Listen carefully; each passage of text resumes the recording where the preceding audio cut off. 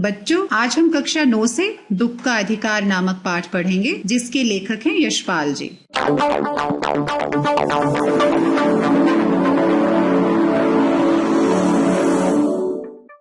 आइए उनका जीवन परिचय जान लें। आधुनिक युग के सुप्रसिद्ध कथाकार यशपाल का जन्म 3 दिसंबर 1903 को फिरोजपुर छावनी, पंजाब में हुआ था।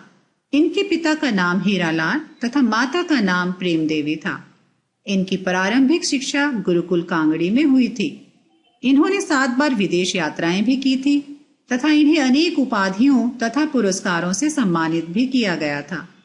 26 दिसंबर 1976 को इनका देहावसान हो गया था। यशपाल ने साहित्य रचना कॉलेज जीवन से ही प्रारंभ कर दी थी। इन्होंने उपन्यास, कहानी, निबंध, नाटक, यात्रा विवरण तथा संस्मरण आदि गद्य की समस्त विधाओं में साहित्यिक रचनाएं की हैं। आइए पाठ का सार जान लें। दुख का अधिकार नामक कहानी लेखक ने हमारे देश में कुछ अभागे लोगों के बारे में बताया है कि जिन्हें दुख मनाने का भी अधिकार नहीं है। हमारे समाज में हमारी पोशाक देखकर ही हमारा स्तर और समाज में हमारा दर्जा निर्धारित किया जाता है। ऊंची और अच्छी पोशाक वाले लोग निम्न और मामूली पोशाक वालों के साथ संबंध नहीं बना सकते। जैसे कटी हुई पतंग एकदम जमीन पर नहीं गिरती है, वैसे ही अच्छी पोशाक वाले मामूली अथवा गंदी पोशाक वाले पहनने वाले की तरफ नहीं झुकते हैं। बाजार में फुटपाथ पर कुछ खरबूजे टोकरी में और कुछ जमीन पर रखकर एक अधेड़ उम्र की औरत कपड़े से मुंह छिपाए सिर घुटनों में रखकर फफक फफक कर रो रही थी। वह खरबूजे बेचने के लिए लाई थी, परंतु उन्हें कोई खरीद नहीं रहा था। फुटपाथ पर कुछ खरबूजे रखे थे, पर आसपास के दुकानों पर बैठे लोग उस स्त्री की ओर घृणा की दृष्टि से देख रहे थे।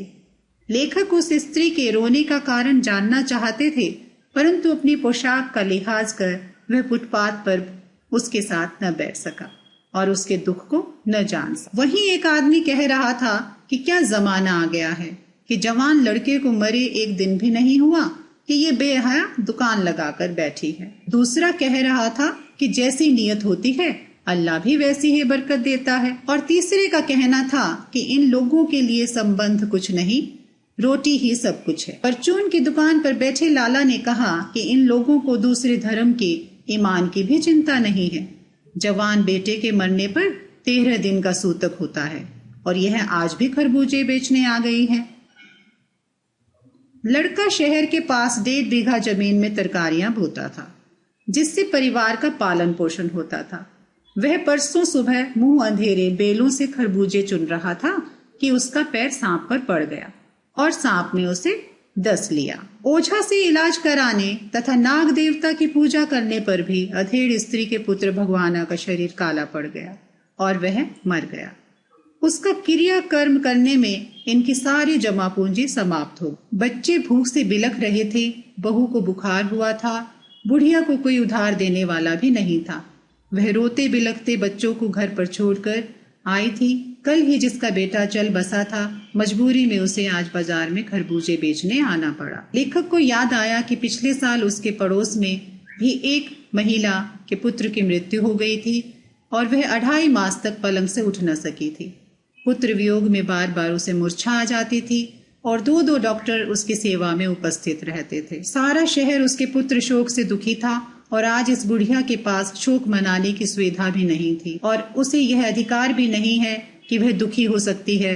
यह सब सोचते हुए लेखक चला जा रहा था, राह चलते ठोकरें खाता हुआ। यह पाठ हमें समाज के 2 वर्गों के बारे में, उनकी स्थिति के बारे में बताता है, किस तरह से उच्च वर्ग और निम्न वर्ग के लोगों में फर्क किया जाता है और उनकी सामाजिक और उनके जीवन की स्थिति कितनी दुखदायी होती है।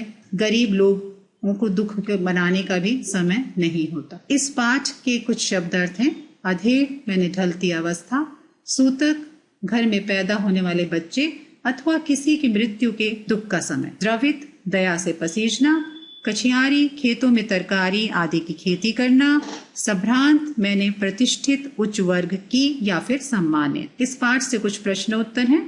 खरबूजे बेचने वाली स्त्री से कोई खरबूजे क्यों नहीं खरीद रहा? उत्तर है, खरबूजे बेचने वाली स्त्री से कोई भी खरबूजे इसलिए नहीं खरीद रहा था क्योंकि वह कपड़े से मुंह छिपाए और सिर को घुटने पे रखकर फफक फफक कर रो रही थी। उस स्त्री को देखकर लेखक को कैसा लगा? उस स्त्री को रोते हुए देखकर लेखक के मन में व्यथा सी उठी और वह दुखी हो उठा, परंतु अपने अभिजात वर्ग अर्थात उच्च वर्ग के होने के कारण वह उसके पास बैठकर उसके रोने का कारण भी न जान सका। मनुष्य के जीवन में पोशाक का क्या महत्व है? मनुष्य के जीवन में पोशाक का बहुत अधिक महत्व है।